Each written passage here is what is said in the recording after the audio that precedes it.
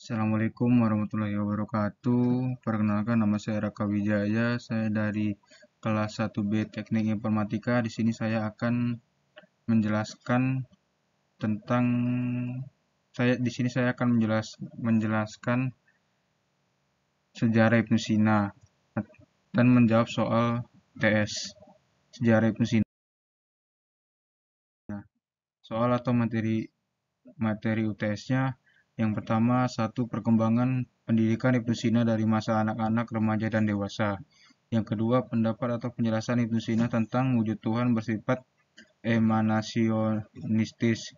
Yang ketiga, penjelasan Ibnu Sina tentang tiga bagian jiwa beserta dengan ciri-cirinya. Yang keempat, bukti pengaruh Ibnu Sina sampai ke barat. Yang kelima, pengaruh Ibnu Sina dalam bidang kedokteran. Dan tiga penjelasan penemuan beliau yang memberikan kontribusi untuk kedokteran.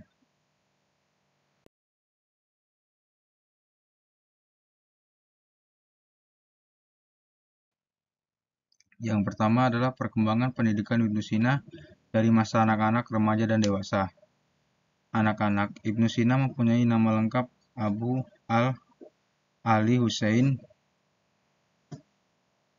bin Abdullah bin Hasan bin Ali Ibnu Sina, atau di dunia barat dikenal dengan nama Avicenna. Ia dilahirkan pada tahun Safar di desa Afsana pada tahun 370 sampai 428 Hijriyah atau 980 sampai 1037 Masehi. Sebuah desa dekat dengan Bukhara. Sejak kecil Ibnu Sina memang menunjukkan daya intelektualitas tinggi serta ingatan yang kuat. Bahkan saat usia 10 tahun, Ibnu Sina telah hafal Al-Quran.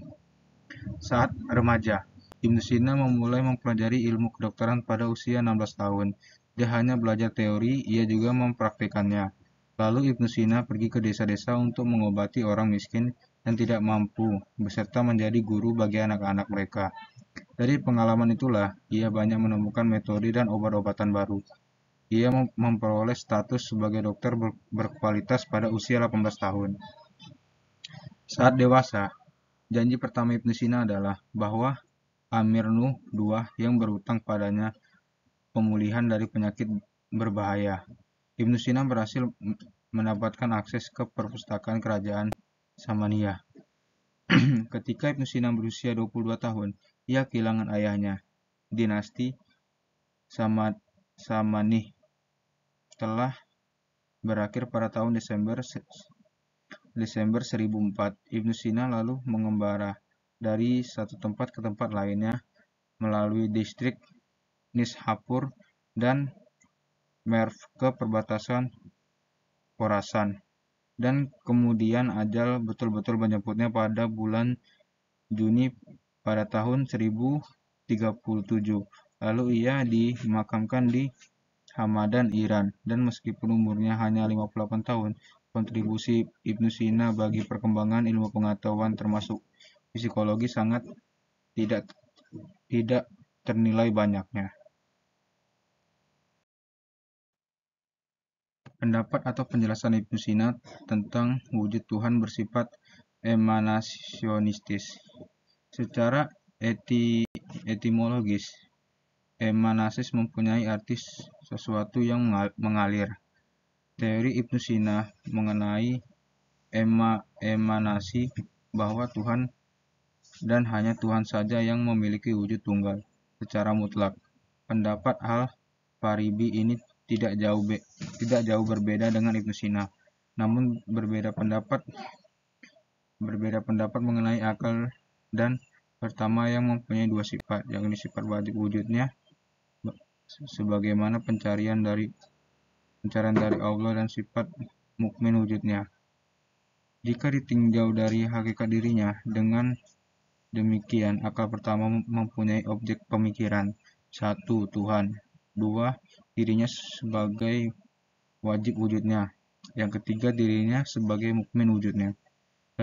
Dari penjelasan di atas, terdapat perbedaan antara pemikiran pada mutakalimin dengan pemikiran Ibnu Sina.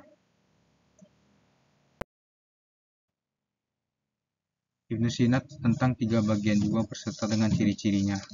Ibnu Sina membagi jiwa menjadi 3 bagian, yaitu jiwa al-quwa an-nafsaniyah yang dikemukakannya. Ada 3 jenis, yaitu yang pertama, jiwa tumbuh-tumbuhan memiliki 3 daya, makan, tumbuh, dan reproduksi. Yang kedua, jika binatang memiliki 2 daya bergerak dan daya menangkap. Daya bergerak dapat membentuk arah, syahwat, dan berpindah tempat. Apapun daya menangkap terbagi 2, yaitu menangkap dari luar dengan menggunakan indera-indera luar yang lazim disebut panca indera, atau penglihatan, pendengaran, penciuman, perasaan lidah, dan perasaan tubuh.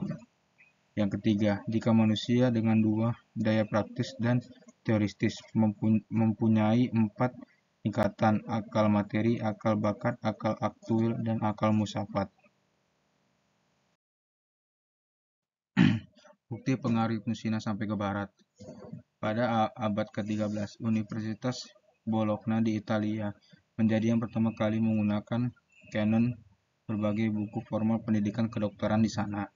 Universitas Eropa yang lain melakukan hal yang sama dalam pendidikan. Mereka adalah Universitas Leuven di Belgia. Saat Fakultas Kedokteran Universitas Craftwork terdiri dari abad ke-14, karya-karya Ibnu Sina jadi basis pendidikan. Bahkan pada 1536, pihak fakultas secara formal mengesahkan kurikulum yang mewajibkan mahasiswa kedokteran untuk mempelajari buku pertama dan keempat, kanon dalam studi teori dan praktik. Terjemah kanon dalam berbagai bahasa Eropa, dan seringnya buku ini dicetak ulang menjadi sinyal kebutuhan yang besar akan ilmu pengobatan dan perkembangan Ibnu Sina. Kanon pertama kali diterjemahkan oleh Gerard de Cromna ke dalam bahasa Latin pada abad ke-12. Setelah itu, pada awal abad ke-16, seorang dokter dan orientalis, Andrea Alpugo, mengoreksi dan mengedit kembali terjemah kanon yang dibuat Gerard. Terjemah kanon dalam bahasa Latin yang masih dilengkapi naskah asli bahasa Arabnya dicetak dan diterbitkan 40 kali di Eropa, termasuk di Milan pada tahun 1473 Masehi, Padua pada tahun 1476, Venesia 1482, 1507, 1544, 1561, dan 1708, dan Roma pada tahun 1563. Selain itu, kanon dalam versi bahasa Latin pernah diterjemahkan ke dalam beberapa bahasa Eropa seperti Rusia, Polandia, Jerman, Inggris. Sementara kanon dalam bahasa Ibrani diterbitkan di Napoli pada tahun 1941.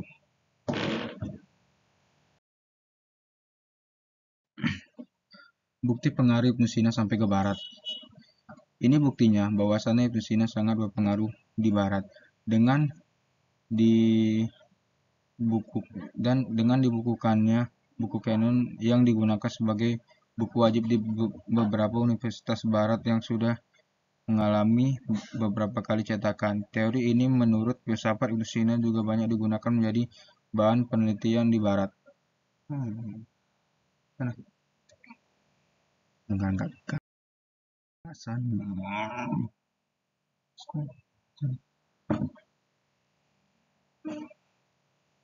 Tiga macam penemuan beliau yang memberikan kontribusi untuk dunia kedokteran. 1. Penemu teori penularan TBC adalah ilmu yang pertama kali mengemukakan teori penularan virus TBC dan efek placebo. Namun, selama berabad-abad, teorinya ini belum diterima oleh ilmuwan barat. Barulah setelah ditemukannya mikroskop di dunia barat baru menerima teorinya, dan baru pada tahun 1960 efek placebo teori Ibnu Sina baru diterima kebenarannya setelah memulai kemajuannya teknologi kedokteran. 2. Penemu manfaat etanol. Seperti yang kita ketahui, etanol sekarang banyak digunakan dalam dunia kedokteran untuk membunuh mikroorganisme yang dapat menyebabkan infeksi pada pasien. Ternyata yang pertama kali menemukan manfaat etanol tersebut adalah Ibnu Sina. Setiap Anda menangani pasien atau racik obat, ia selalu mencuci tangannya dengan kram atau alkohol. Yang ketiga, kitab Al-Qanun fi Tibb atau Canon of Medicine. Berupa kitab Al-Qanun telah digunakan sebagai buku teks perobatan di berbagai universitas di Prancis, misalnya di Sekolah Tinggi Perobatan Montpellier dan Louvain yang telah menggunakan sebagai bahan rujukan pada abad ke-17 Masehi. Sementara itu, Prof. Philip K. Hitti telah menganggap buku tersebut sebagai ensiklopedia perobatan. Buku ini telah membincangkan serta membahas tentang penyakit saraf. Arahan tersebut juga membahas cara-cara pembedahan yang menekankan tentang keperluan pembersihan luka.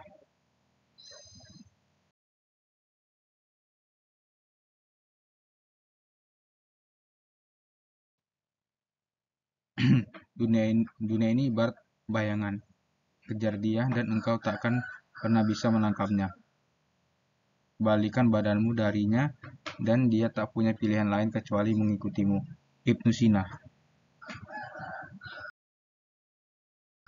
Oke, sampai sini yang saya bisa jelaskan. Saya akhiri. Assalamualaikum warahmatullahi wabarakatuh.